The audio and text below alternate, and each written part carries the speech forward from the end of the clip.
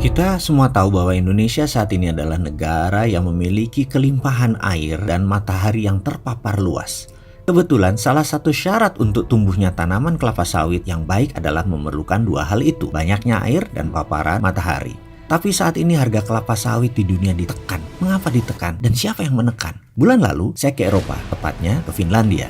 Di saat santai saya menyempatkan datang ke sebuah sekolah dasar untuk mengetahui kok bisa ya Finland, negara yang edukasinya terbaik di dunia itu, membuat anak senang dan menjadi kreatif. Benar, Finlandia adalah salah satu negara yang penduduknya paling bahagia di dunia. Itu semua karena sistem edukasi yang luar biasa. Salah satunya yaitu tidak ada PR. PR itu bukan saja membuat anak stres, tapi orang tua bisa stres gara-gara PR anak. Saya diperbolehkan masuk melihat sesi kelas. Setelah saya memperkenalkan diri, akan minat saya untuk mengobservasi kepada penjaga sekolah yang kemudian saya diantar ke kepala sekolah dan kemudian masuklah saya di ujung ruangan di sesi anak kelas 3. Hari itu pelajarannya adalah dalam tanda petik bahayanya kelapa sawit. Saya tergelak dalam hati. Walaupun Finland negara paling baik sistemnya, namun cara mendoktrin anak bahaya kelapa sawit, palm oil membuat saya manyun. Saya hanya mantuk-mantuk. Benar bagus cara belajar mengajarnya, tetapi mendoktrin anak bahayanya kelapa sawit adalah misleading. Itu menurut saya. Pikiran saya pun melayang jauh dan meluas. Sejak Indonesia miring ke Cina di banyak kebijakan, terutama kebijakan ekonomi, maka cara menekan Indonesia adalah dengan menekan kelapa sawit. Kita tahu hegemoni minyak pangan dunia adalah olive oil, corn oil, dan sunflower oil, bunga matahari. Jadi minyak jagung, minyak bunga matahari itu adalah yang menguasai minyak pangan dunia. Masuknya kelapa sawit bisa menjadi ancaman bagi incumbent. Maka dengan bersama-sama ketika Indonesia yang polos kebijakan luar negerinya dan lemah diplomasi luar negerinya, banyak yang nggak paham how the world work, membuat Indonesia menjadi mainan negara-negara hegemoni. Dihukumlah dengan di mana-mana minyak sawit dinyatakan tidak sehat, kolesteroling, dan berbagai sumber penyakit lainnya. Bahkan ratusan bisnis turunan atau ratusan turunan produk dari bahan berbasis kelapa sawit dicitrakan berbahaya.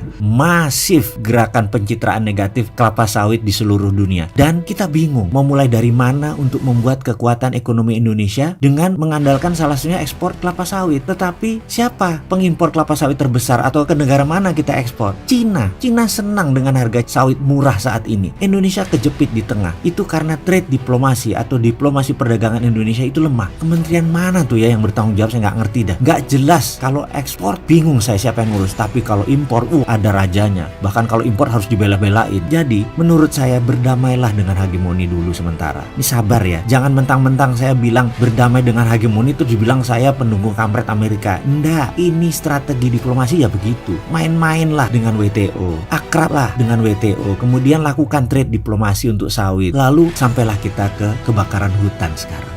Hutan tanaman industri itu ya kelapa sawit, di mana Indonesia sengaja dicitrakan sawit itu merusak dunia. Jadi dibakarlah. Bagi saya sekali lagi, kebakaran hutan kali ini yang sangat masif merupakan pencitraan buruk atas kelapa sawit. Ini adalah sabotase dan ini terjadi karena lemahnya kita bernegara.